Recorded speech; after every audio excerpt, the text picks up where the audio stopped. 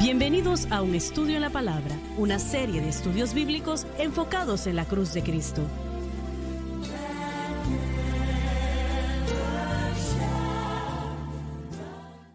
Bienvenidos hoy a Un Estudio en la Palabra. Este es el evangelista Jimmy Swaggart junto a Jim Woolsey y estamos alegres y contentos de estar con ustedes hoy.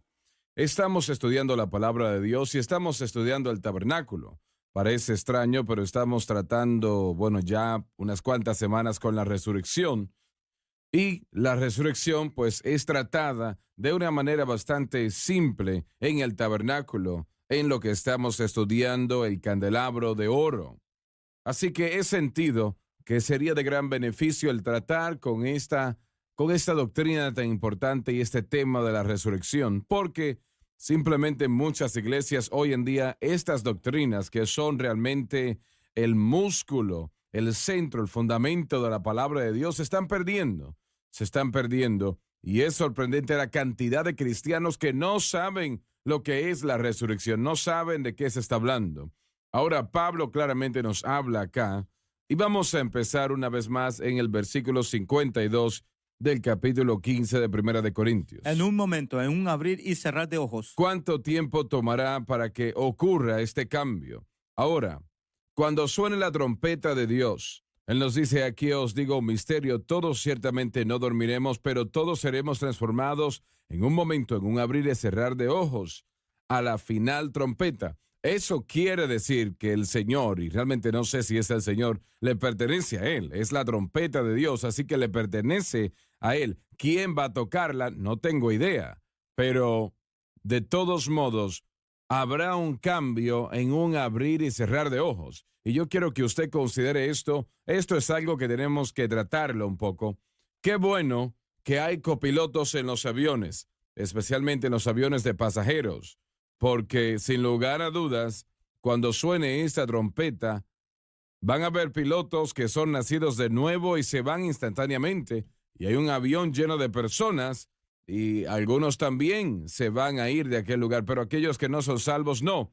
Y alguien puede preguntar, pero ¿y qué tenemos que hacer para estar listos? Solamente una cosa: ser nacido de nuevo. Ser nacido de nuevo es lo único que tiene que hacer. Otras cosas son importantes, de gran importancia son. Pero el boleto para estar listo, diciéndolo de esa manera, es ser nacido de nuevo, y eso quiere decir aceptar a Cristo como su Salvador y Señor.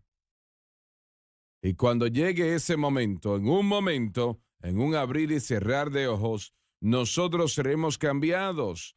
Piense esto, es un momento rápido. Esto sucederá allí. Adelante. A la final trompeta. No denota por el empleo de la palabra final que habrán toques de trompeta sucesivos. Es posible, pero no es necesario. Sino que presenta que es el final de las cosas, refiriéndose a la edad de la iglesia. Ahora, voy a decir esto. Estamos llegando ahora al final del tiempo de la iglesia. Ya casi se termina, damas y caballeros. Ha durado ya casi 2000 años. Si recuerdo yo correctamente, creo que la iglesia hoy en día tiene 1973 años de edad. No estoy seguro, pero creo que ese es el número, muy cerca de allí. Y está llegando al final de las cosas.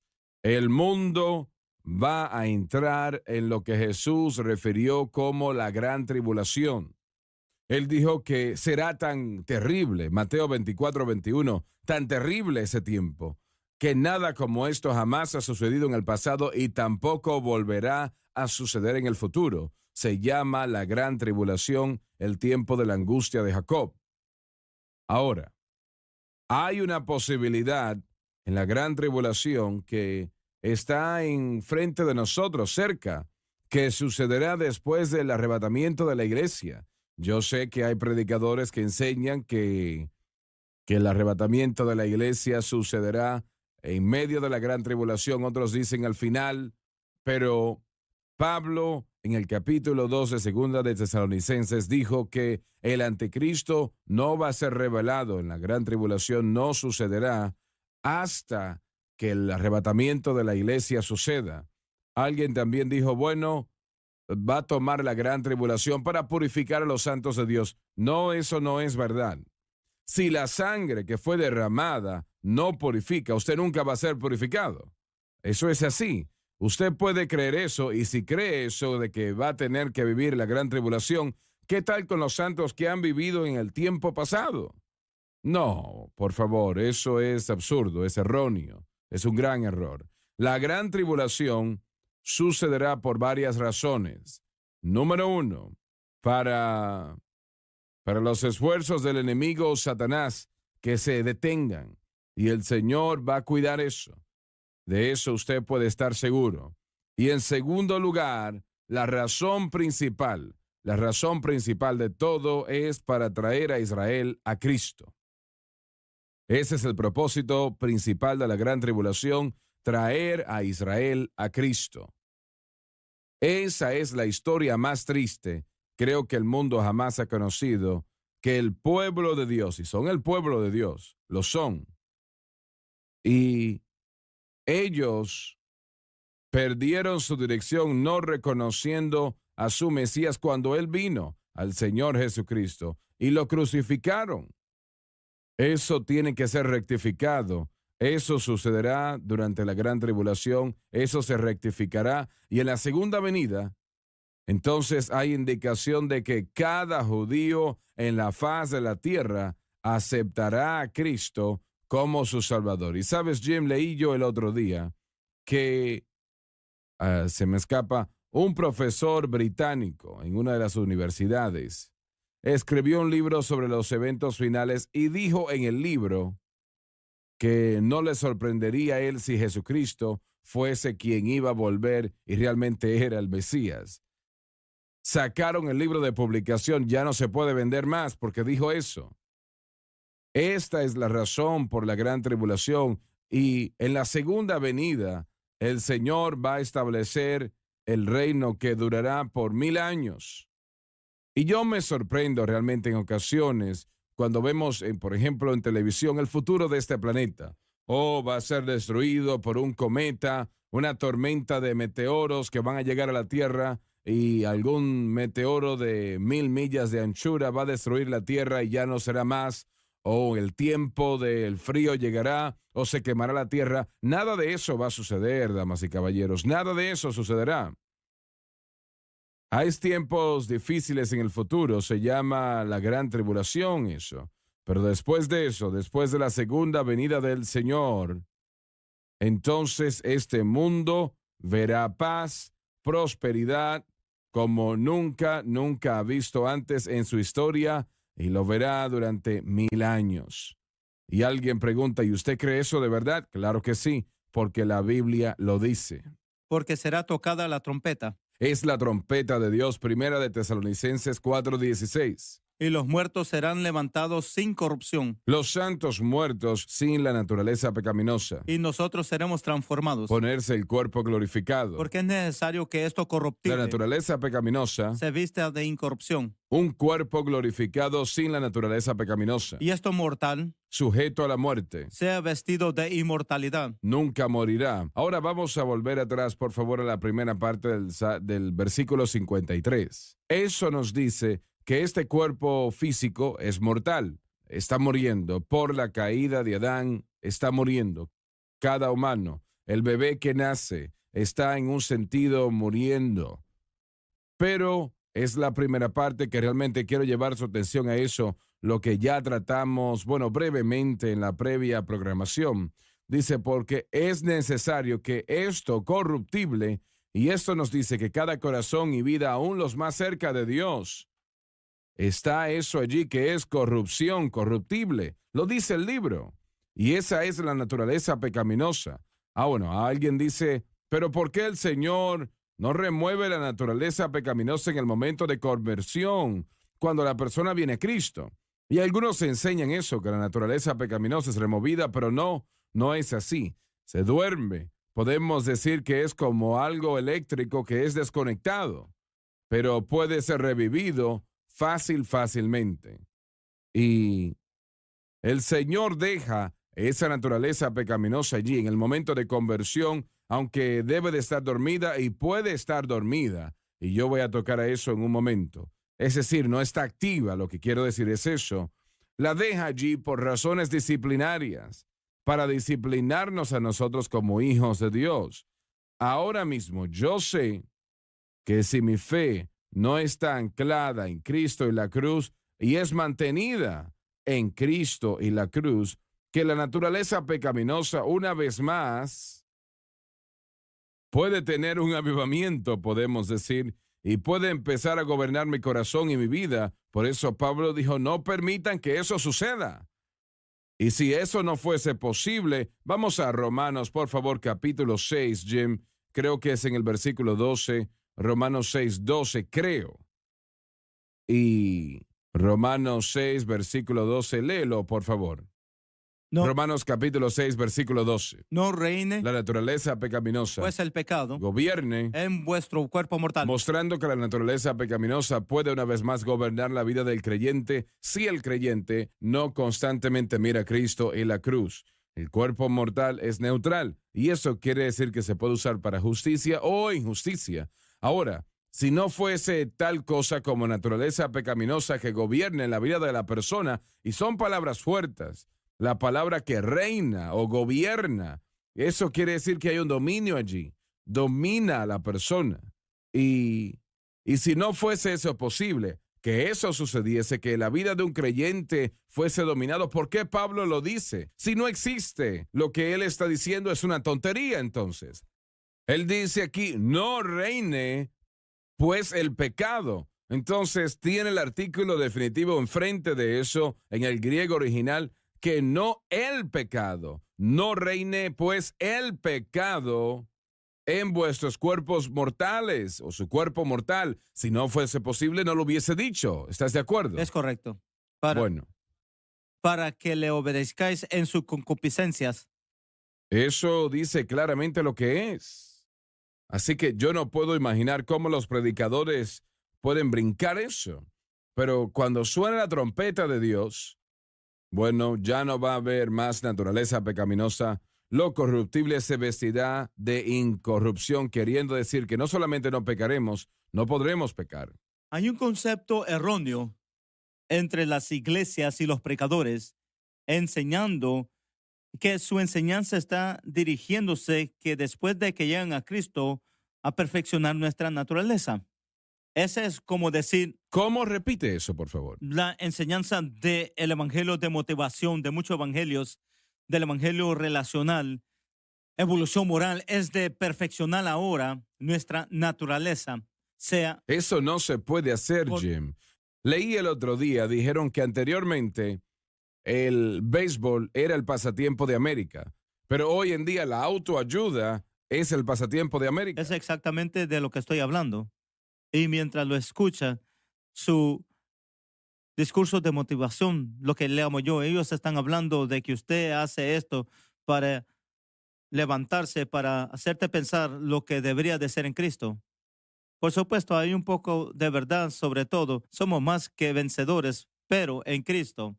Eso es lo que se le olvidan enfatizar. Ellos enfatizan el yo. Yo puedo hacer esto y lo El otro. yo no puede mejorar al yo, no importa cuántos gurús digan que usted puede, no importa cómo los ejercicios físicos que haga y las gimnasias mental que haga, el yo no puede mejorar al yo. Siempre cae corto. Es como tratando de cambiarse uno mismo por su esfuerzo. No lo puede hacer. ¿Y cómo puede lo corruptible mejorar lo corruptible? Así es. Un huevo podrido está podrido. Puede ponerle azúcar, lo que guste, pero sigue estando podrido. Correcto. La única manera que podemos mejorar es de ser conformado a la imagen de Jesucristo. Así es. Y Nosotros tenemos que admitir que necesitamos mejorar. Oh, sí. Definitivamente. Pero la diferencia de lo que estamos enseñando y lo que estas personas están enseñando en las iglesias, ellos dicen que el yo puede mejorar al yo, pero no es posible. No lo puede hacer. Solamente el Espíritu Santo puede mejorar al yo. Él obra totalmente dentro de la comunión de la cruz. Lo que Cristo hizo allí, eso es lo que le da el derecho legal de hacer lo que Él hace. Nuestra fe en Cristo y lo que Cristo hizo en la cruz del Calvario le da al Espíritu Santo la actitud para obrar en nuestras vidas y mejorarnos. Ahora te interrumpí, por favor, discúlpame. No, eso quería tocar, hermano Swagger, que tenemos que comprender que esta naturaleza pecaminosa es dominada por un poder. Es la ley del pecado y muerte que está trabajando. Se está corrompiendo más. Y podemos decir, ¿cómo puede ser si soy cristiano? Más corrupción.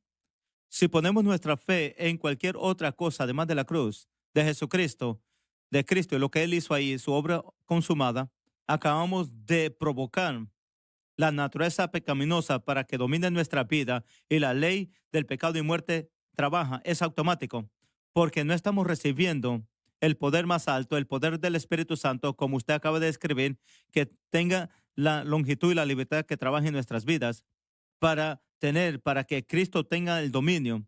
El pecado no va a tener el dominio sobre ti. Eso es lo que provoca. Pensamos a veces lo que están enseñando es una opción. En tu vida diaria, usted escoge hacer cosas, entonces vamos a motivarte para formar los hábitos correctos, para tomar las opciones correctas y mejorar lo que tú eres y hacerte lo que Dios quiere que tú seas. Así lo ponen. No puedes hacer eso, lo acabamos de explicar.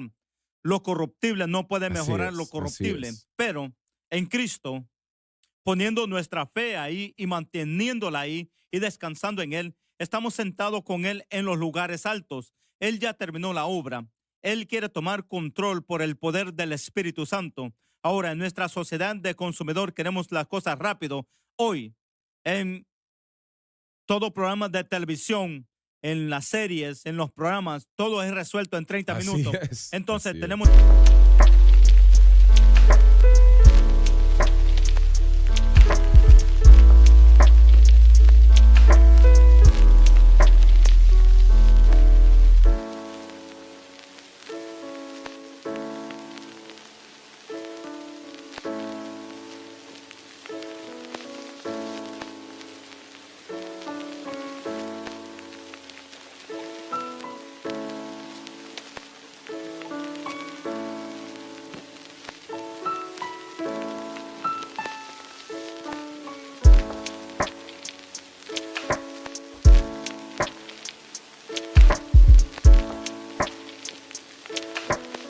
esta idea que Dios lo va a hacer ahora y ya terminé, ya lo entiendo y lo tengo para el resto de mi vida. No funciona así. Leí tras un predicador inglés años atrás, tal vez diría yo que 20, 25 años atrás o más. Y él dijo algo y yo sabía que era correcto, pero yo no lo entendía. Él dijo, la iglesia, y hablando de cristianos, tienen que arrepentirse no solamente de las cosas malas que hemos hecho, pero también de las cosas buenas que estamos haciendo. Y me tomó un tiempo entender eso, pero él estaba hablando de algo muy cierto. Las cosas buenas son esas cosas buenas que hacemos pensando que nos van a dar o traernos lo que necesitamos, como crecer en la gracia y el conocimiento del Señor, o mejorarnos. Tenemos que arrepentirnos de eso. Señor, perdóname que yo dependí de esas cosas cuando no es real, no va a ayudar. Es una mentira. Y nadie se ha mejorado a sí mismo confiando en una mentira. Eso no se puede hacer. Pero sé que lo bueno y bueno vuelve al árbol del conocimiento del bien y del mal. Habían cosas buenas en ese árbol también, pero estaban tan malas y hacían tanto daño como las malas. Porque, y sé que, bueno, hace un tiempo atrás, en la revista Newsweek, decía, ¿qué es el mal? ¿O qué es malo? Leí el artículo, no recuerdo lo que dijeron, pero es la pregunta. El hombre reconoce la maldad, es obvio. Tienen leyes para tratar de proteger a las personas en contra de la maldad. Pero es el bien que nos está matando. Es el bien. La iglesia dice tenemos que ser buenos. Ahora, ¿cómo somos buenos? Bueno, le cortamos el césped a la señora, alimentamos a los pobres, hacemos cosas por aquellos que no pueden por ellos mismos, damos botellas de agua fría en las calles cuando se detiene un carro en el semáforo. Y la lista sí continúa y es larga. Y eso es lo que hacemos pensando que eso nos va a merecer algo para con Dios. y hace que las personas crean, yo soy salvo porque hago eso. Correcto. Y no lo son, no son salvos. Y una de las cosas alarmantes de eso es que hay personas que deberían de ser llenas del Espíritu Santo y fueron bautizados con el Espíritu Santo años atrás, pero han abandonado eso y ya no siguen al Espíritu, sino las ideas de los hombres, esta nueva religión. Correcto. Acaba de platicar con alguien ayer del oeste que me llamó. No son mi familia, pero miran el programa, lo vieron en cierta mañana, unas cuantas mañanas atrás, y estaban diciendo, sabe, mi hijo, necesitamos que oren por él. Él fue bautizado en el Espíritu Santo. Su pastor era pentecostal, bautizado en el Espíritu Santo, tenía la verdad, pero el otro día, cuando estaban visitando su iglesia, ellos me dijeron de mantenerme callado de la profecía o las lenguas, porque no enseñamos eso en la iglesia ya. Ya hemos dejado todo eso. Ahora somos cristianos aquí sobre ese asunto. Y él estaba asombrado. Entonces él se reunió con su hijo y le preguntó, ¿qué es esto? Su pastor, yo lo he conocido desde que es joven. Él estaba lleno del Espíritu Santo, predicando el Evangelio y todo. ¿Qué es esto? Y están construyendo la iglesia. Es como una iglesia mega, una escuela en un estado del oeste. Pero no son espirituales, no están dependiendo en el Espíritu Santo. Me parece que no. Lo están haciendo ellos solos, pero lo sorprendería, hermano Suárez, cuántas iglesias, cuántas personas están yendo ese camino para tratar de mejorar lo corruptible en nuestra propia fuerza, en nuestro rendimiento sin el poder del Espíritu Santo. Bueno, Jim, mucho de eso sucede porque vende. Las Correcto. personas se sienten bien de ellos mismos, no queremos escuchar de esto, aquello, esto del infierno y el pecado, el juicio, la cruz, la sangre. Eso es negativo, no queremos eso. Así que si quieres tener una gran cantidad de personas, hay predicadores que están entrando en eso. No muchos, pero una gran cantidad. O no todos, pero una gran cantidad sí. Y se ve bien, vende. Toda la operación está basada en cuántas personas están llegando y cuánto dinero está entrando. El desarrollo del alma de los hombres es ignorado completamente. Correcto. Lo final de esto es que si nosotros pudiéramos mejorar nosotros mismos o tener victoria sobre el pecado en nuestra propia fuerza,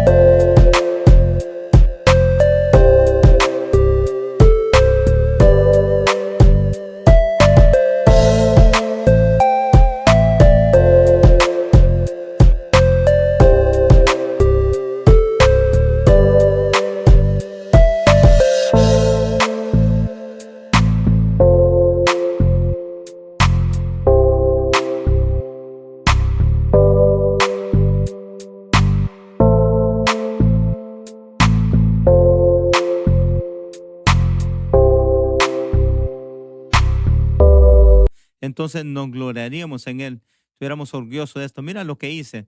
Pero Pablo dijo en el último capítulo de Gálatas, solo me gloriaré en una Así cosa, es. solo en una cosa Así me es. gloriaré en la cruz de Jesucristo. Él lo hace todo. Vamos a tratar de terminar esto el día de hoy si podemos. Versículo 54. Y cuando esto corruptible Naturaleza pecaminosa. fuera vestido de incorrupción Naturaleza divina en control total por el Espíritu Santo. y esto mortal Sujeto a la muerte. fuera vestido de inmortalidad, Nunca morirá. entonces se efectuará la palabra que está escrita. Sorbida es la muerte en victoria. Las ventajas al máximo de la cruz serán entonces nuestras, de las cuales solamente tenemos los primeros frutos. ¿Dónde está, oh muerte, tu aguijón? El apóstol mirando al futuro, regocijándose en esta gran victoria próxima. El pecado fue por siempre expiado en la cruz que quitó el aguijón de la muerte. ¿Dónde está, oh sepulcro, tu victoria? Debido a la muerte siendo conquistada, la tumba ya no es más, y una vez más, todo por lo que Cristo hizo en la cruz. Ya que el aguijón de la muerte es pecado. En realidad dice el aguijón de la muerte es el pecado. La palabra el pecado se refiere a la naturaleza pecaminosa que ocurrió en la caída y resultó en la muerte. Y la potencia del pecado, la ley. Esta es la ley de Moisés, define el pecado y dio énfasis en su penalidad, la cual es la muerte. Pero gracias a Dios que nos da la victoria por medio de nuestro Señor Jesucristo. Esta victoria fue ganada exclusivamente en la cruz y la resurrección que rectificó lo que fue hecho. Así que, hermanos míos amados, estad firmes Establecidos con su fe firmemente arraigada en la cruz de y Cristo, constantes, no permitiendo que su fe sea movida de la cruz de Cristo, creciendo en la obra del Señor siempre, compartiendo con los demás lo que Cristo ha hecho en lo que tiene que ver con su gran victoria en la cruz. sabiendo que vuestro trabajo en el Señor no es en vano. Está proclamado que la palabra de Dios siempre traerá resultados gloriosos. Retomaremos el estudio en la próxima programación con la enseñanza sobre el candelabro de oro y este tabernáculo. Oro que usted haya recibido algo especial en esto en las últimas 2 o 3 semanas en este tema de la resurrección. Espero que se queden en sintonía.